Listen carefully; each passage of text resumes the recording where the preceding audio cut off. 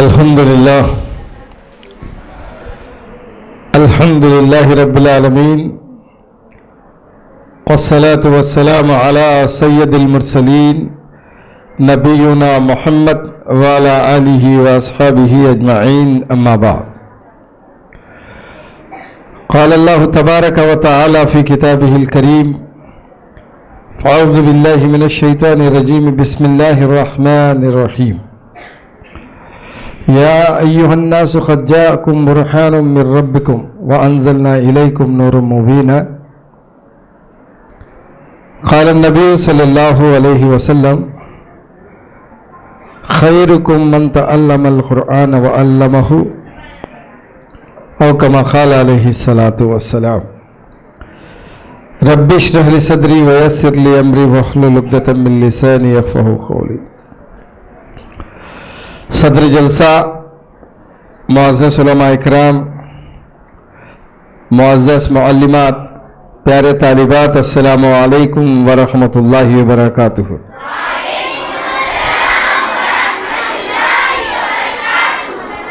الحمدللہ تھوڑی دیر پہلے اردو اور انگریزی میں بچیاں بڑے ہی اچھے انداز میں بات رکھ رہی تھی، کیونکہ کبھی بھی تقریر ہو موقع کے حساب سے بات ہوئی تو اس کا فائدہ ہوتا۔ ہنسنے کھیلنے سے ذرا بات کی سمجھنے کی طرف آ جاؤ۔ اللہ نے قرآن میں ان ھذا لفی الصحف الاولیٰ کہا، بے شک یہی بات پہلی کتابوں میں بھی کہی گئی۔ اصل جو کتاب صاحب انسان کو دی گئی اور صاحب انسان کے لیے نمونہ انسان کو ہی بنا کر بھیجا گیا تاکہ دستور خدا کو سمجھ کر اس دنیا میں زندگی گزارے اور زمین کو امن سے رکھے، یہ اصل مقصد اللہ کا تھا۔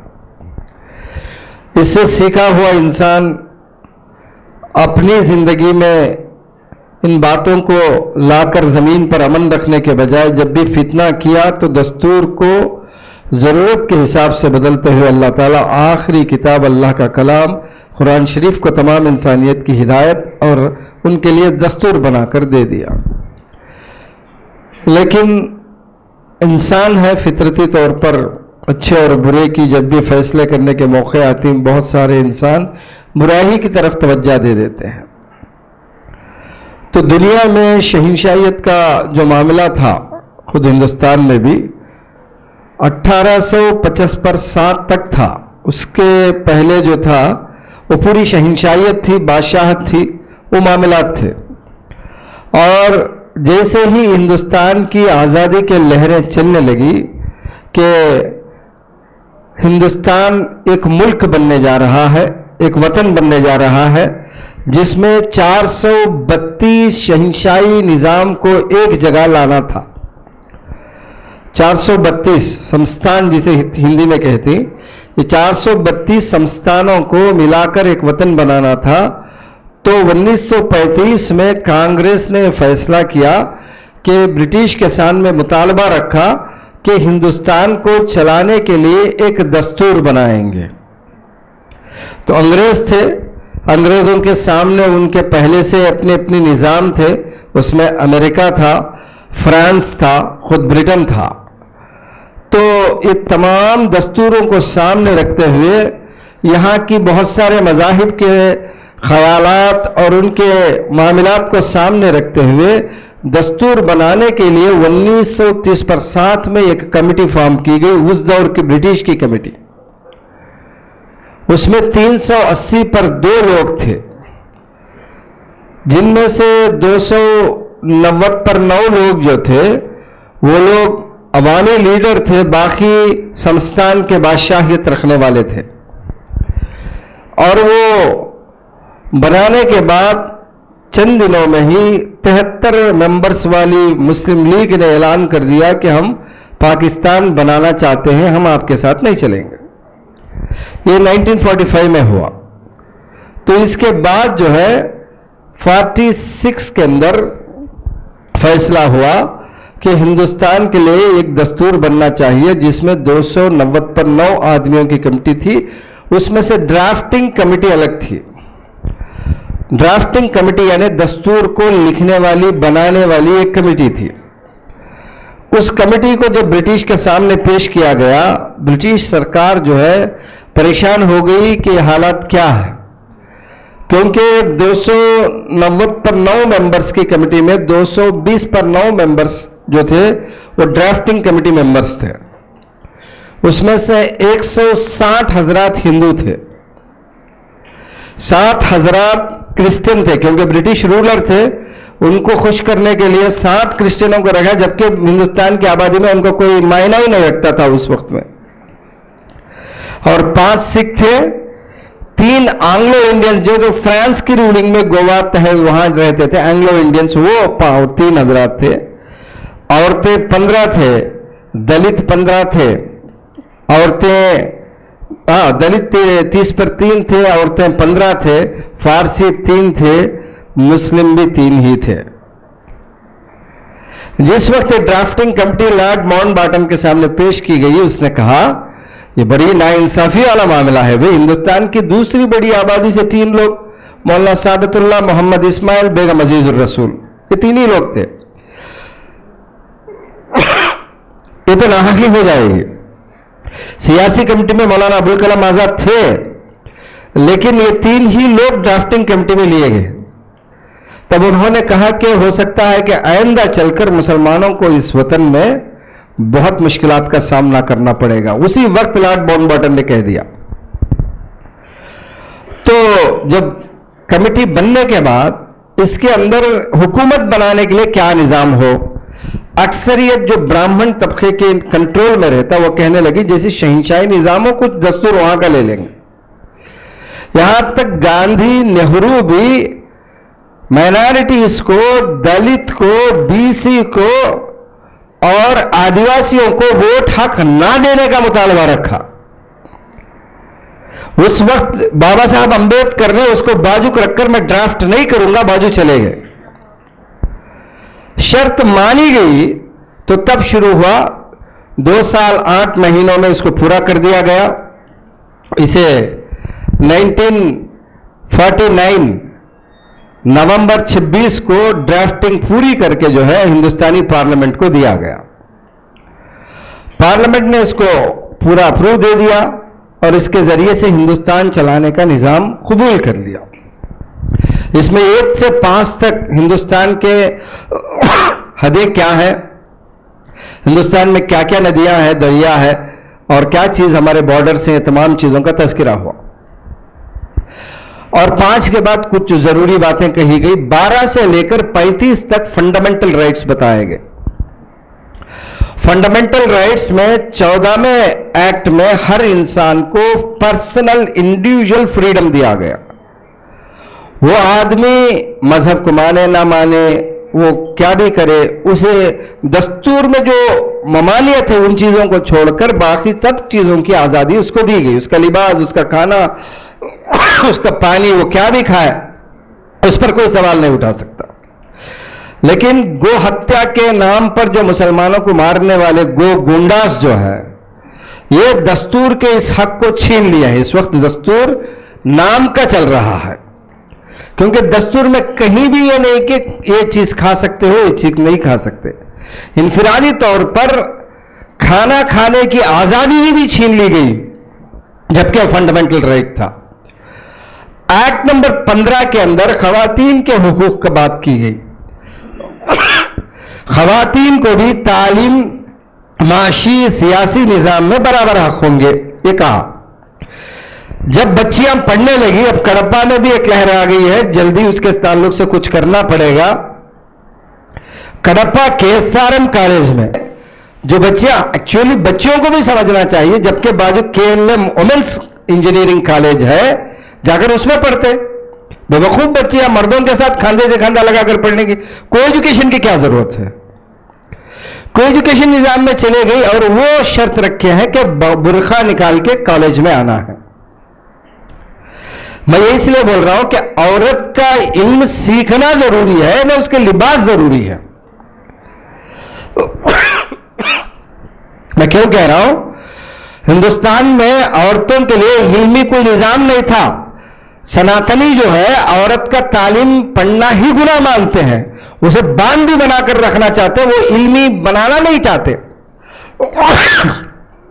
तो सावित्रीबाई फूले ने जो बात उठाई बीसी कम्युनिटी से थी, ज्योतिराव फूले की बेबी, जिसे डॉक्टर शेख हसीना साहब ने तायद की थी पुणे की, उस औरत की लड़ाई की वजह से, बाबा साहब अंबेडकर की दी गई आजादी की वजह से आज लड़कियां यहां पढ़ रही थी, वरना तो मुसलमानों की बच्चियों के अलावा कोई पढ़ने वाला हिंदुस्तान में नहीं था। तारीख याद रखिए। तो आज हमारी बच्चियों को कहते हैं कि इनके पास तालीमी मौके कम है। अरे भाई, बुरखा पहनने से तालीमी मौका कम हो जाता क्या? कोई शर्ट पहन के आए, कोई बुरखा पहन के आए, इससे पढ़ाने वाले को, पढ़ने वाले को क्या फर्क है? लिबास से क्या लेना देना? आपको तालीम देकर औरत को बराबरी देना चाहते हो, किसी भी लिबास में आए उसे पढ़ाना चाहिए। सुप्रीम कोर्ट वर्डिक्ट जजमेंट आया हुआ है कर्नाटक में होने के बाद। सुप्रीम कोर्ट ने यही कहा कि औरत बुरखा पहनती है, शर्ट पहनती है, ये लेना देना हमको जरूरत नहीं है, औरत का पढ़ना जरूरी है।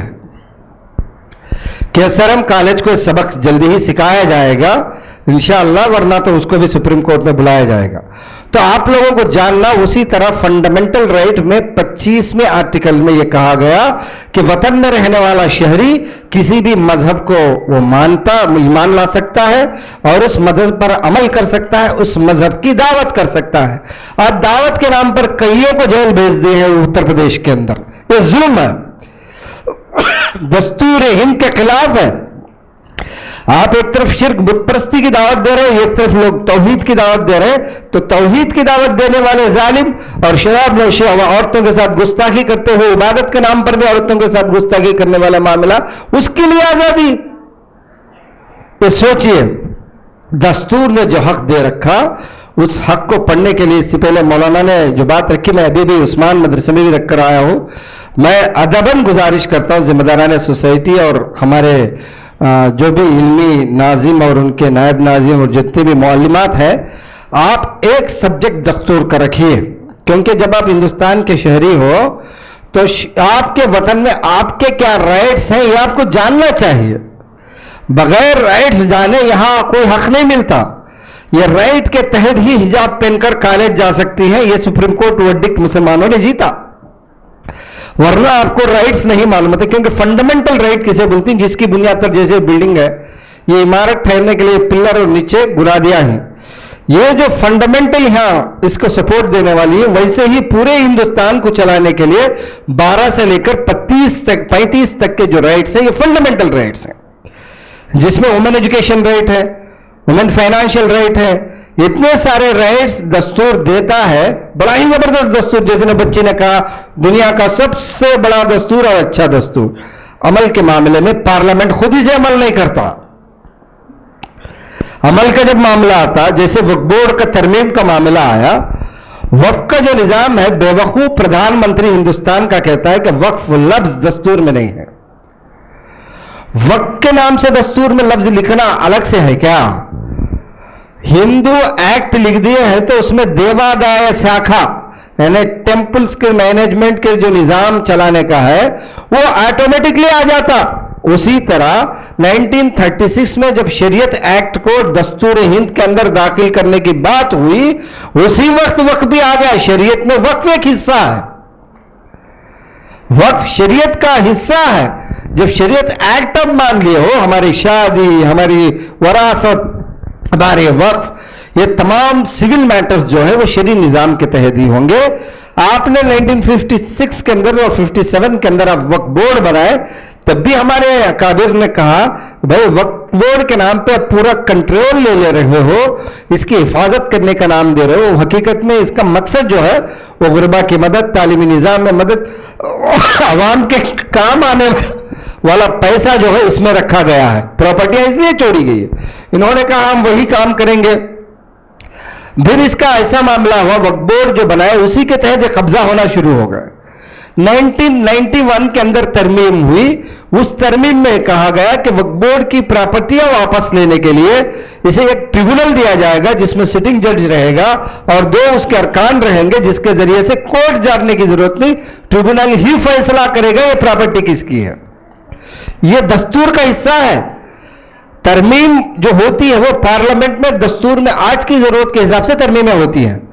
तो आज जो तरमीम आ रही है फंडामेंटल राइट ऑफ 15, 14, 21, 25 को खत्म करते हुए तरमीमी एक्ट में 44 अमेंडमेंट्स लेकर आए हिस्ट्री में पहली मर्तबा, ताकि जो भी प्रॉपर्टी कब्जा कर ले 20 साल या उसके कंट्रोल में रहे वक्फ की प्रॉपर्टी वो उसकी हो जाएगी। इस तरह का निजाम बना रहे ताकि मुसलमानों की प्रॉपर्टियां उनसे छीनी जाए और अपने बड़े बड़े मालदारों के हाथ में चले जाए। मैं क्यों कह रहा हूं, ब्रिटिश वालों के चमचे हैं आज के रूलर्स, वो उस वक्त में ब्रिटिश वालों से नहीं लड़े। उनकी किताब है बंच ऑफ थॉट्स, उस किताब में वो लिखे हैं दस्तूर आरएसएस, उसमें लिखा हुआ है, देखिए हमारे हिंदू नौजवानों, हिंदू आजादी की जंग लड़ने वालों, तुम अंग्रेजों से मत लड़ो, ये हमारे दुश्मन नहीं है। हमारे दुश्मन जो है वो मुसलमान है, उनसे लड़ना है, अपना खून जाया मत करो। हिंदुस्तान बनने के बाद मुसलमानों का खातिमा तुम्हारा पहला हक बनता है। ये बोलने वाले, अंग्रेजों के जूते चाटने वाले आज के हुक्मरान यूनिफॉर्म सिविल कोड की जो बात करते हैं, actual uniform civil code British में है, क्योंकि बहुत छोटा मुल्क है, उस मुल्क के अंदर कौमें भी बहुत कम है। आज वहां भी तरमीम हो रहा है, हाँ, इस हालात के हिसाब से। इतने बड़े मुल्क में यूनिफॉर्म सिविल कोड लाने की जो बात हो रही, मुसलमान तो बाद लड़ते, पहले जो है जो भी हमारे ईस्टर्न स्टेट्स कहते हैं, मिजोरम, असम वगैरह, ये लोग लड़ी शुरू कर देंगे क्योंकि इनका हक अलग से है, 371 ए बी सी के तहत है। तो ये हुकूक जो छीनने के लिए दस्तूर को ही इस्तेमाल कर तरमीम करने की जो कोशिश हो रही, वापस हम पूरे हिंदुस्तानियों के उस दस्तूर की हिफाजत करते हुए आवाज उठाने के लिए आर्टिकल 19 के जरिए से आपको हक दिया गया, बिना कोई हथियार पकड़े आप अपने एहतजाज को, जो भी गवर्नमेंट गलत फैसले कर रही है जिसके खिलाफ आवाज लगाने का तुम्हारा fundamental right as a Indian है। तो आपको चाहिए कि दस्तूर पढ़िए, कोई आपका हक छीनता है तो उसे लड़कर लेने के हुकूक का तरीका आपको दस्तूर दिया है, उससे लड़िए। आप अपने हक लेने के लिए दस्तूर का मुताला जरूर कीजिए, उसके लिए यह क्लास रखिए। मैं या कोई सियासी माहिर को यहां बुलाऊंगा, इसके कोई एक हफ्ते में एक क्लास रखिए, मैं माहिरीन को बुलाऊंगा, उनके जरिए से वो क्लास होगी जिसमें आपको नॉलेज जाएगी, कल अपने हक लेने के लिए एक जरिया बन जाएगा। मुझे और आपको अल्लाह सुब्हानहू व तआला हिंदुस्तान में अल्लाह का दस्तूर नाफिज करने की तौफीक अता फरमाए। व आखिर दुआना अनिल हम्दुलिल्लाहि रब्बिल आलमीन। जज़ाकुमुल्लाहु खैरन। अस्सलामु अलैकुम व रहमतुल्लाहि व बरकातहू।